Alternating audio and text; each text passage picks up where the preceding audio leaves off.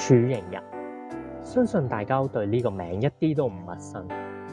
佢哋嘅工作就係執行死刑，將判處死刑嘅人直接送去極樂世界。呢一份本來係一份俾人鄙視嘅工作，但係隨住人口老化問題、自殺率高企，政府已經無力承擔額外嘅醫療開支同埋處理屍體嘅工作。於是政府立法規定，市民如果冇簽署自願放棄生命書嘅情況下，不得自殺。取而代之，政府允許民間團體經營處刑人工作，負責為自願放棄生命嘅人士執行死刑同埋處理佢哋嘅身後事。雖然政府名義上話係令到醫療開支可以用得其所，事實上就係將責任拋俾其他人處理。政府就可以大搖大擺，唔使諗嗰啲想自殺嘅人，仲可以收一筆處刑公司繳交嘅稅。自殺本來係一個沉重嘅問題，但係而家呢一個世代，啲人已經唔當自殺一回事，只係一個商業買賣。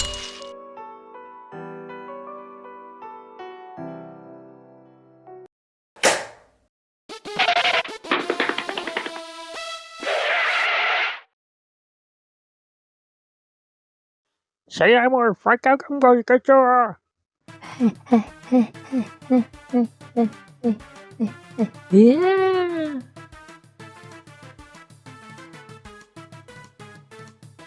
咪走啊！根據政府最新公布嘅數字，最新嘅非法自殺有明顯下降嘅趨勢。想問先生係對呢一個下降趨勢有啲咩特別嘅睇法？自從政府介入公私營制度之後，非法自殺的確有明顯嘅改變。無論係邊一啲持份者，都係好處多多。警察、醫護嘅人手資源分配更加平均，物盡其用，令到市民可以盡快使用政府嘅服務。另外，呢一個制度可以創造更多就業嘅機會，讓人滿足市民嘅需要。呢一個係一個雙贏嘅局面。的確係好處多多，但係有人質疑呢個制度下冇咗自殺問題，而且公私營死刑制度下嘅死者係唔會納入自殺入面。點解會有呢個做法嘅？我哋認為自殺嘅統計根本係冇任何作用，反而會增加咗市民對社會嘅不安，甚至會有人效法自殺呢一個行為。所以我哋決定放棄自殺嘅統計。相反，我哋會做咗一個新嘅統計，係市民使用公私營死刑服務嘅數字。我哋相信呢一個數字可以改變咗市民嘅負面思維，甚至係可以帶動呢一個城市嘅發展。先生，係用我哋嘅死刑服務啊！我哋提供一條龍嘅服務，除咗殯儀，而家購買我哋嘅服務就會提供5年免費上香同獅子嘅服務，保證未來5年你上到天堂都無憂無慮啊！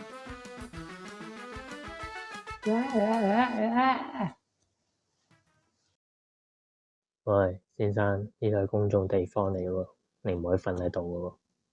唔該啊，阿 Sir，我啲冇人冇物㗎，而家連我最後一個安居之所都想我走啊！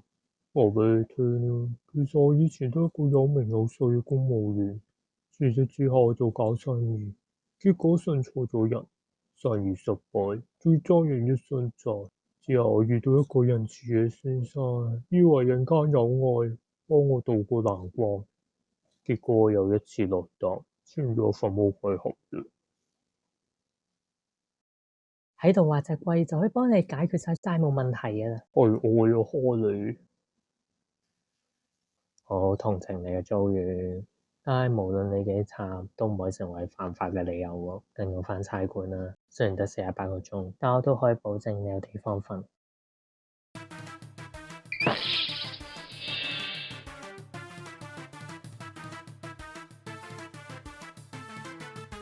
喂，靚妹，你仲想走去邊啊？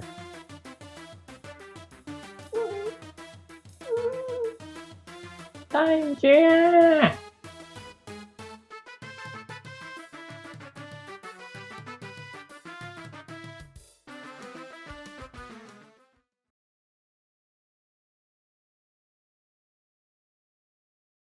真係啊，好人好姐都唔明點解要搞啲冇生意嘅事務所。有眼見啊，周街都係嗰啲一站式嘅死刑事務所，仲要有啲係黑社會經營，搞到呢條街烏煙瘴氣，血腥味同埋燒衣紙味一日都有，想吸啖新鮮空氣都唔得。唉，鬼叫我成世人淨係識得揸刀搵食咩？要我斟酒猜枚講鹹濕笑話同露屁股，我真係唔可以好似大嬸你做得嚟啊！喂，你個擺明喺度串我啫喎！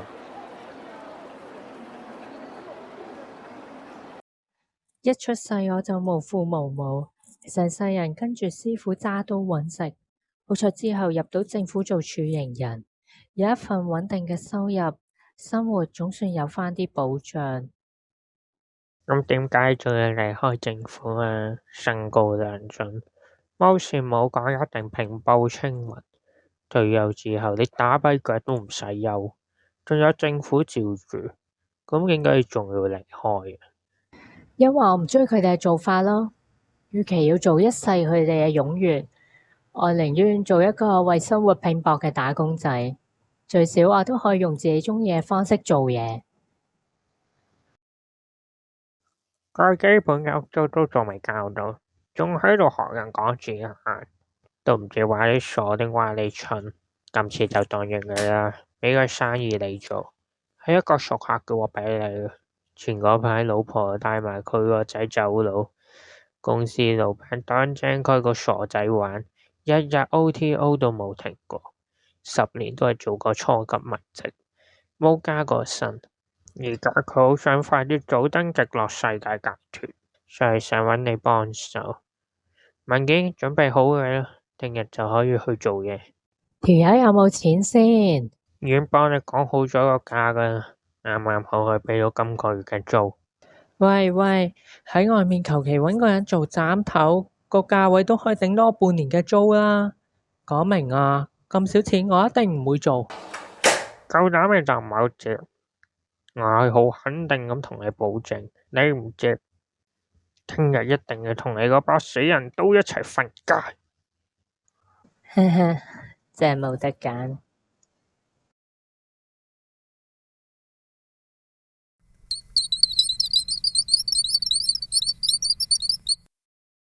我諗你都聽過成件事大約係點噶啦，個死刑就麻煩你啦。冇問題，一切包喺我身上，保證我好舒舒服服咁樣離開。仲有個雞桶啊！其實咧，啲嘢食係我諗住製自己果時用噶，唔係俾你食噶。我冇聽過要做飽鬼咁離開嘅咩？佢咁少點樣做飽鬼啊？個飽鬼而家係你定係我啊？唉，算啦，都係一個儀式嚟嘅啫，食唔食到我都唔知。問多你一次，應該係會想死嘅。其實加班已經係我一個常態，不過我老婆都好體諒我，一句怨言都冇。直至有一日，老婆發現咗我夜總會。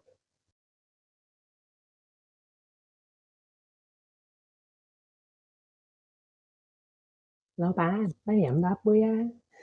冇錯啊，今晚飲到不醉無歸。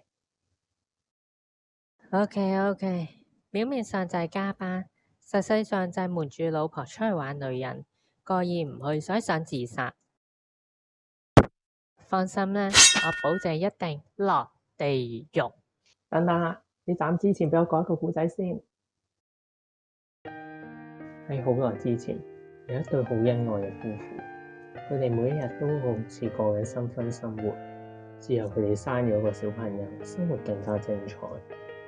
老公為咗老婆同個仔有一個更好嘅生活，於是搏命 OT，希望可以搵多嚿錢。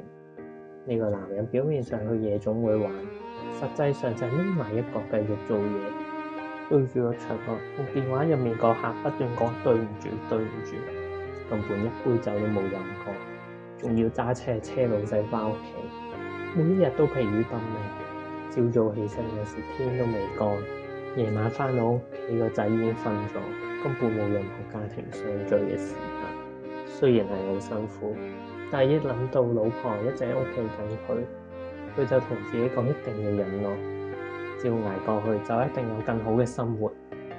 直到有一日，佢為咗幫老闆隱瞞去咗夜總會嘅秘密，於是同老闆交換咗件衫。雖然佢老闆冇俾人識穿，但係佢就俾老婆發現去咗夜總會，兩個人就係咁嗌咗一場交，最後老婆帶走咗個仔，日日做到死，幫完老闆食死貓就冇咗老婆同個仔。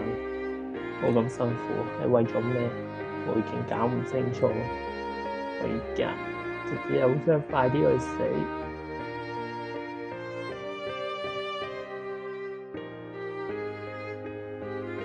你老婆返嚟嘅話，你係唔會有想死嘅念頭？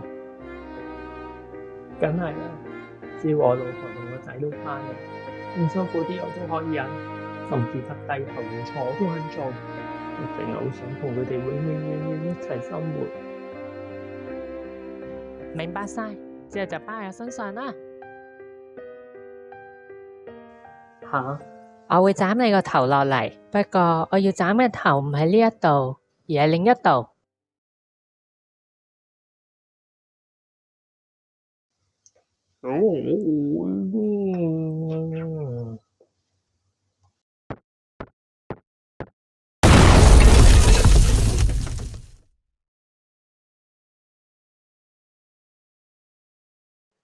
喂，你就係嗰個無良老闆。我係嚟斬你個頭落嚟嘅。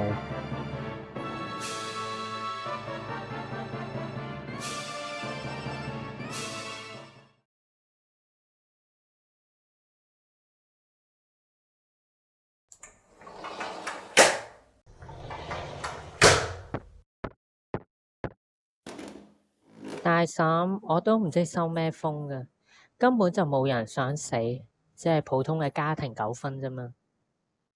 嗰個男人係我啲熟客嚟，佢成日都會過嚟飲酒消遣，不過佢只會叫一杯就飲，之後就不斷喺度話自己好愛佢老婆同個仔，基本上每一句都係關佢老婆事，聽到我都煩。直到上星期，佢突然間唔飲酒，反而問我有冇處刑人介紹，見佢個樣心無可戀，我咪介紹俾你咯。結果你又賭住幾米，有生意都唔做。邊個話我冇做㗎？頭我有斬，不過我斬嘅唔係佢個人頭，而係佢老闆嘅頭。你個死阿妹啊！居然將咁污糟嘅嘢擺喺我台面，係咪未死過啊？一分錢一分貨啊！鬼叫你同我壓到個價咁低啊！呢個頭就當係今個月嘅屋租啦。去死啊！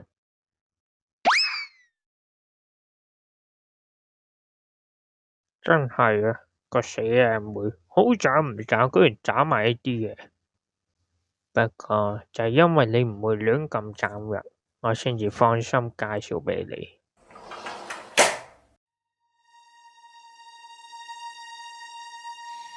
哎呀，咁錯檔啊！今日居然嚟咗2個稀客。放心啦，呢度冇唔三唔四嘅，只有一個好溫馨嘅家庭。